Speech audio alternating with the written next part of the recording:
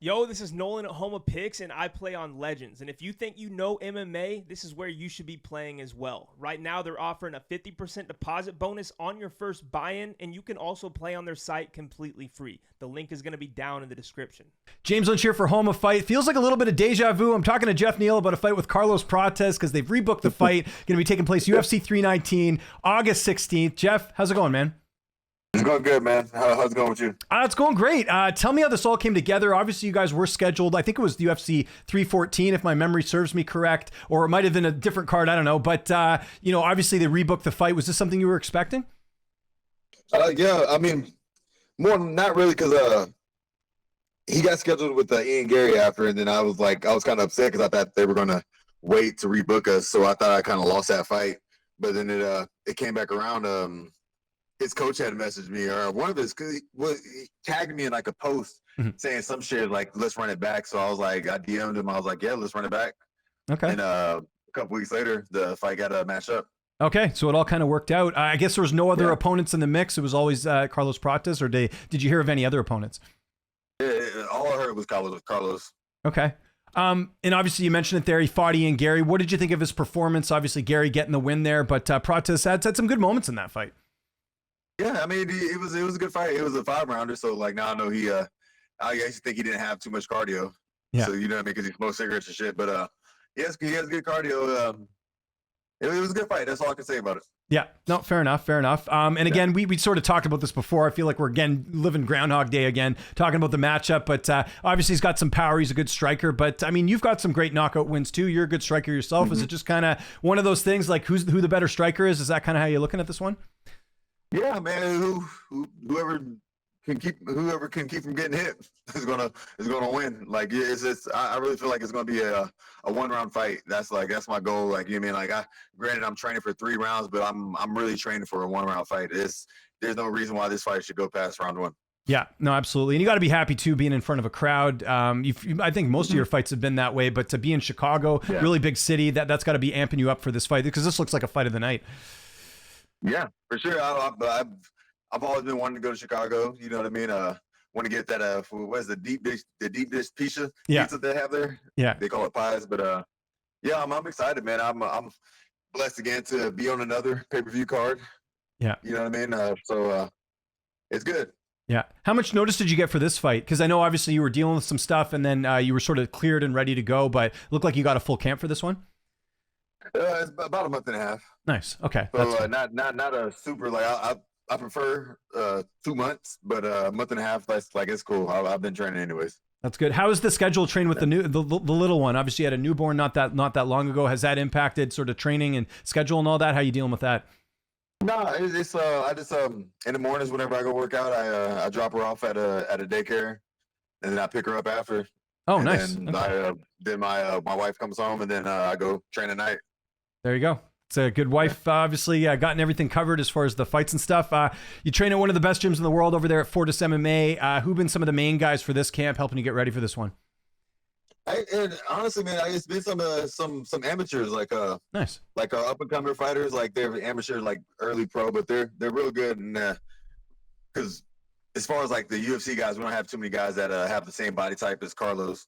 So I've been working with this Charles Woods, Matassim. Another one of the fighters named Caleb, but it's been great training. Yeah, and how important is that variety in camp where you're not getting complacent training with the same guys because you kind of figure out the patterns, right? And I know obviously it helps having the UFC caliber guys, but I know having that variety, especially the amateurs, because they can surprise you, right? You don't really know what to expect from an amateur guy, right?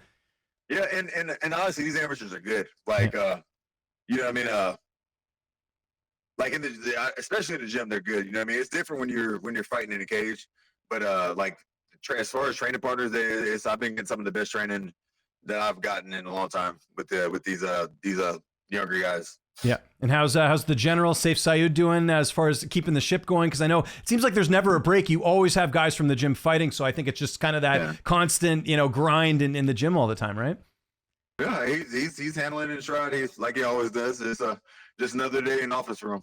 Yeah, and I heard Diego Ferreira is doing a bit more coaching there now, right? Was my understanding? Yeah. Yeah, he runs the no-gi class. I think he does gi too.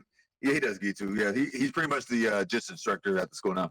Nice. Well, that's good. And on that note, the corner, Saif Sayoud, who else is going to be in the corner with you for this one? I'm gonna have my crew Kasib from Killeen, and then Charles is gonna be in the corner too. Nice. Charles Bird. Woods. Oh, no, Charles Woods. Charles Okay, Woods. gotcha. Okay, gotcha. Charles Gotcha. Woods, yeah, Charles yeah. Woods. Okay, gotcha. Glad we clarified that. Could have got my Charles mixed up. Yeah, right. Gotta ask, I know it's always kind of a talking point with us, but the weight, how's that going? Again, I know, you're a bigger guy for the weight class, right? So how's all that going ahead of the Yeah, I fight? mean, I'm not. I wouldn't say I'm a bigger guy. I just I walk heavier on my off seasons. You Yeah. know what I mean? So but the weight's coming off like it always does. But weight's good. Yeah. No concerns there. Yeah. Yeah, I was kind of saying it in a polite way because I know sometimes you do. Yeah. You like your food, you like your candy, all of that stuff, right? Yeah, So I love to eat. Yeah. yeah, no deep dish pizza until after the fight, right? Yeah, for sure. Are you going to stay a little bit longer after the fight, or are you heading right back to Texas? Probably my flight get my flight Sunday evening. Oh, and okay, then nice. I'll leave. Yeah, but I'm not staying any longer than that. I like to. We got kids at home, so you see can't stay out there too long. Yeah, no, that's smart. How's this fight playing out? You said it there. You want to go out there. You want to be aggressive. Is this a fight that you think doesn't go past the first round? How do you see this one unfolding? I see me knocking him out in the first round. Like it's probably not gonna happen at the beginning, but it's gonna be probably in like the last couple minutes, maybe 3 minutes. You know, like that's the goal. Yeah. Get in there, wear him out, put volume on him, and then put him down. Obviously, you're a big part of this card. There's a couple other big fights on here. One they announced recently, I was just curious your thoughts, and I don't know how familiar you are with the fighters, but they announced this Lerone Murphy and Aaron Pico fight. Obviously, Pico, a lot of hype coming over from Bellator. What do you think about that fight? Because it's kind of interesting. You know, Pico was never a Bellator champion or even fought for a title, but obviously still in his prime right now. What do you think of that fight with Lerone? Because Lerone's done quite well. Yeah, Lerone's good. It's going to be a good fight. Like I used to watch Aaron Pico all the time when he was in Bellator, wondering when he was going to be in the UFC. It was a long time coming, but that's a tough matchup for him. You know, said, man, this is going to be a good fight. Like, isn't that the fight after me?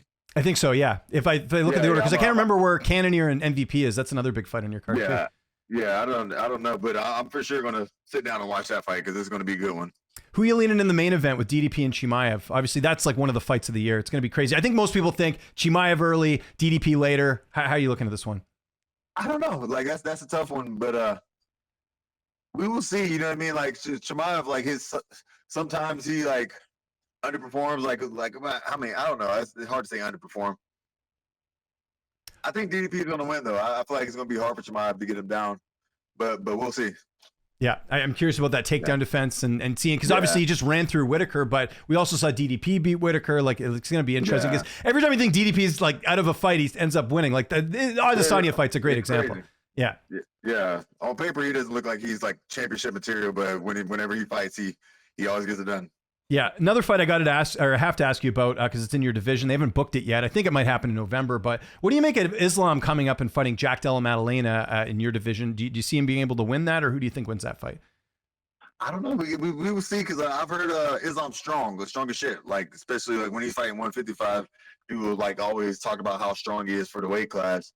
So we'll see how that translates to 170. Yeah. You know, I hope Jack's been working his takedown defense and in the weight room. Mm-hmm. You know what I mean? Don't embarrass us, dog. Don't let this 155er come up and take the belt, bro. Who do you give the edge to in that fight? Man, that's so hard. But I'm gonna give the edge to Jack, man. He needs to keep the belt at 170. Okay. What did you think? I think we talked about this already, but I know it's been a couple months. But his win over Belal, it was pretty surprising because he had the long layoff and he just was able to sort of take over the fight. You fought Belal, obviously some history there, but what did you think of his performance in that fight? It was pretty solid. I mean, I was drinking in that fight, so I really don't remember too much.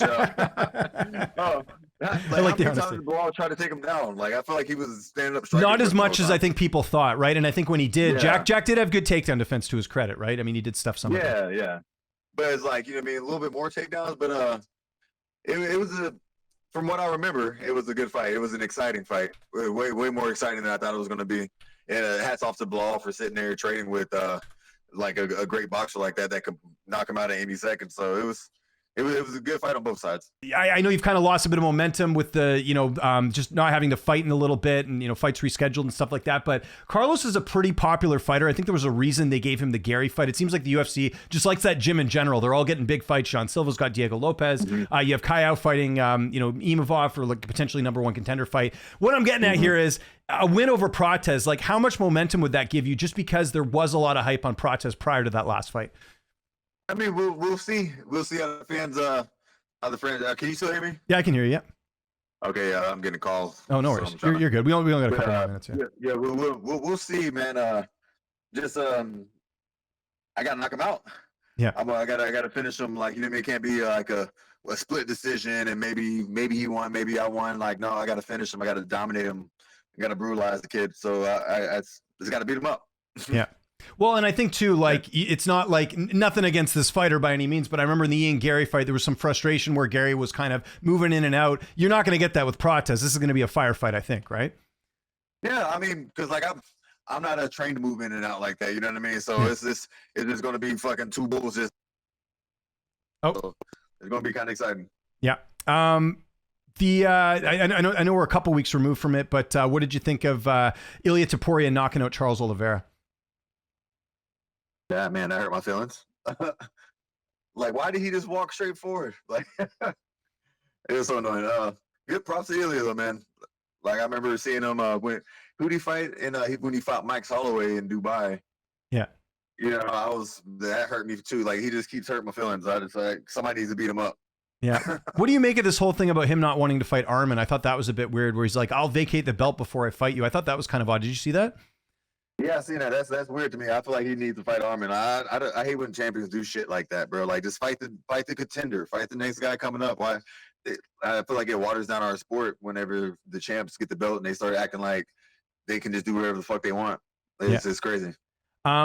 Do you think it's like a long play to try and get Islam to fight him? Maybe just because, like, if he's like refusing Arman, he's like kind of leading way to maybe hoping that Islam either wins or loses and then comes back. Or do you think it's just him being kind of? I don't know. Yeah, I don't know either. I just thought it's so odd. Yeah. Beat Arman and yeah, you're the champ. Fight. Like, I hate when they do.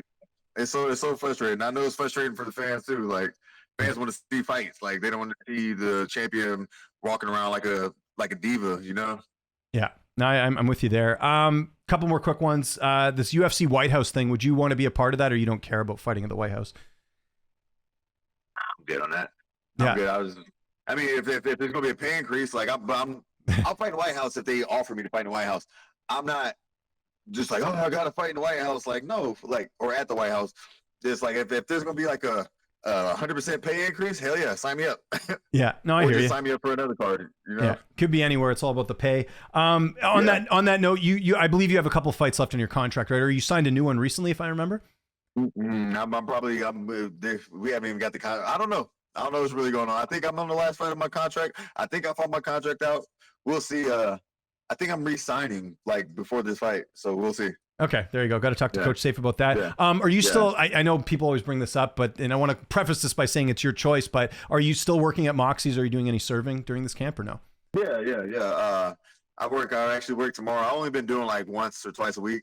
Yeah. It's good money, right? It's good money, and it also helps burn calories. Like, it's like an active rest. Yeah. You know what I mean? Walking around, like, it keeps me out of trouble. It's like, it's beneficial, Yeah, and it's your choice. I always have to say that in these interviews because people are like, Jeff's struggling financially. It's like, I don't think he is. He's choosing to sort of do it on his own. Let me ask you this, though. Yeah. Have you had any bad customer service experiences over the last little bit? No need to mention any names, but have you had any bad customers? Maybe bad tipping, anything like that? No, honestly, like... I think because they know you're a UFC fighter, they have to, right? Because they don't want. They're the last guy they want to piss off. People really don't know, man. This is before I was even a UFC fighter. Like, I never really had issues with my tables. I don't know. Maybe it's like my demeanor or something. Like, it's always been smooth sailing whenever I'm serving tables. When was the last time someone recognized you? Last time I worked. Okay, cool. So that's good. So there still are some fans, but I think you're in a good spot. You're not too famous where people are going to be bad, customer service people, but it's still decent either way. So there we go. For sure. Jeff, I'll let you get back to training and being a dad. If there's anyone you want to thank before we get out of here, sponsors, social media, anything like that, man, I'll give you the last word. No, man, just appreciate the interview, brother.